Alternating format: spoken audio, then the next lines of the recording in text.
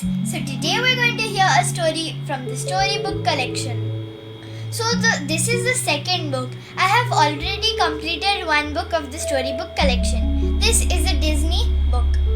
So these are my favorite princesses. You know that last year I went to Hong Kong Disneyland and there I met all the princesses. It was an amazing experience. So I'm going to narrate all the beautiful stories to you. So these are all the stories in the book. I'm going to read you the first story, Cinderella, Heart of a Champion. So we're going to read the first story, which is The Heart of a Champion. Life at the palace was a dream come true for Cinderella, and she took care to share her good fortune with everyone she loved. This included her dear old horse, Fro, who had been a faithful friend since she was a child. One day, Cinderella was visiting Fro at the royal stable when her mouse friends Jack and Gus ran up to tell her that a messenger had arrived at the palace. Cinderella said goodbye to Fro and all the other horses and hurried off to hear the news. Cinderella arrived at the castle just in time to hear the Grand Duke read the invitation aloud. "Dear King," he began. "That's me," said the king, beaming. "Quite so," the Grand Duke agreed.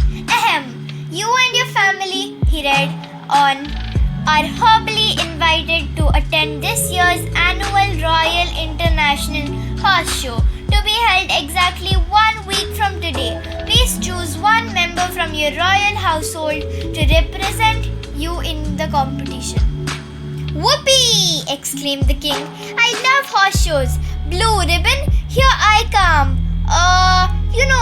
Your Majesty," the Grand Duke said, "every year you enter the competition and every year you come in last. Perhaps just this once someone else should—" "Silence!" cried the king. "I have an idea. Every year I enter the competition. Perhaps just this year someone else should represent our kingdom." "Brilliant, Your Majesty," the Grand Duke said. "I would have never thought of that." "You know, Father," the prince spoke up, "there's no finer horsewoman in the kingdom than Cinderella. I think she should represent us." "Cinderella?" the king said in surprise. He rubbed his chin thoughtfully. Then he smiled. "That," he declared, "is an excellent idea." The next thing Cinderella knew was the king leading her out of the palace and back to the royal stable. Naturally, he told Cinderella, his voice echoing across the stalls, "The finer horsewoman in the kingdom should have the finest horse in the kingdom. I have a stable full of champions, my dear. We'll choose the best of best and you can begin training right away." "Ah, yes, I can see the blue ribbons already." The king ordered the groomsmen to saddle up his fanciest horses, all 122 of them, and bring them out to the courtyard for Cinderella to see. Within minutes, there was a row of legal steeds lined up as far as the eye could see. "Come on, Cinderella," the king said, pointing towards the horse. "Climb up on. Don't be shy. You can't know if the shoe fits you unless you try it on." Cinderella climbed on to the back of the first horse. She knew the stallion was the king's personal favorites, but he was just too small. "Too bad," said the king, shaking his head. The next horse was, however, too big. The one after that wasn't quite right either. And neither was the next one. Or the next one. Finally, Cinderella slid down from the saddle of a nervous thoroughbred and dashed back into the stable. "I'll be right back," she called to the king, prince, and the Grand Duke. "I know the perfect horse. You can see."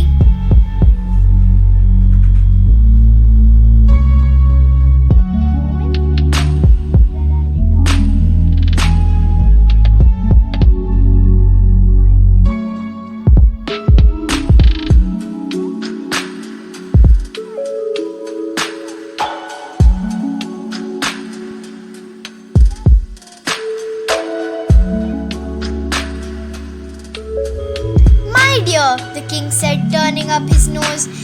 If none of my horses suits your fancy, I can have 100 champions here by the morning.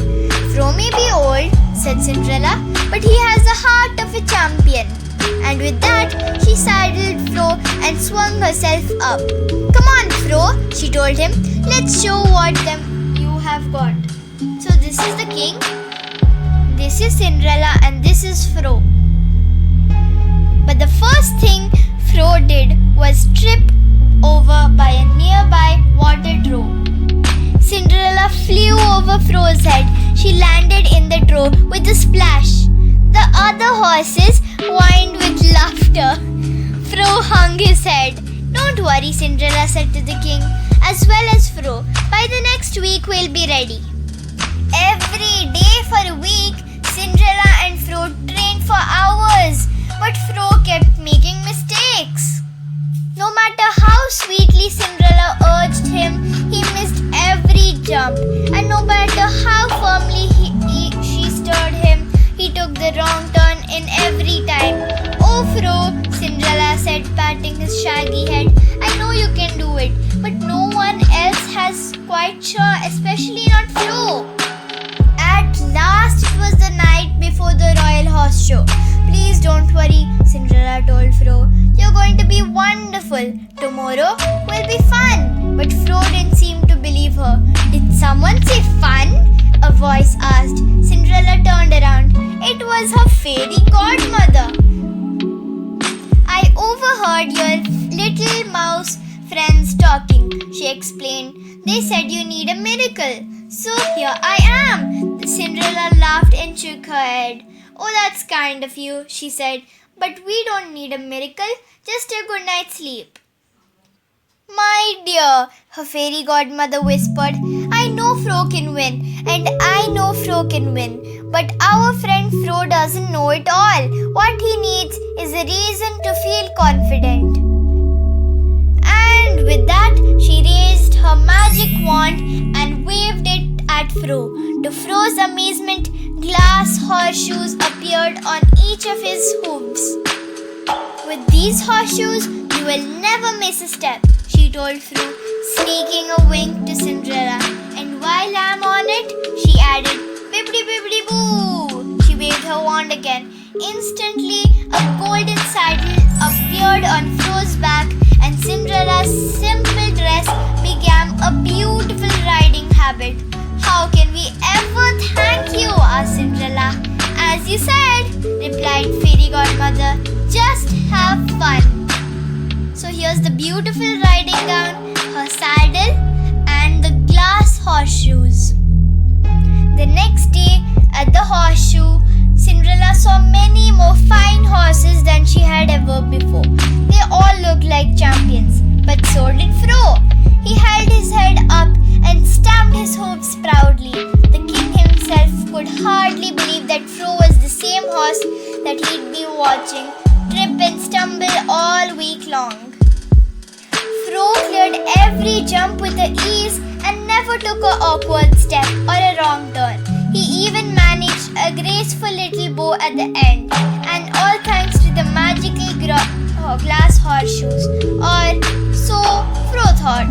Cinderella knew better though. The glass horseshoes just gave Fro the confidence he needed in order to be the great horse she had ever been. In the end, there was no question about who belonged in the winner's circle. First place goes to Cinderella and Fro, declared the judge. The prince took Cinderella's hand and gently kissed it. I knew you'd win, he told her. Cinderella smiled at Fro. And I knew you'd win, she said. You know, the king told the Grand Duke, I had this special feeling about the horse all day long. After the horse show, Fro returned to his stall at the palace table with his head a little higher, his back a little straighter, and his glass shoes at the ready for next time of the duty call. The end. I hope you liked the story. Please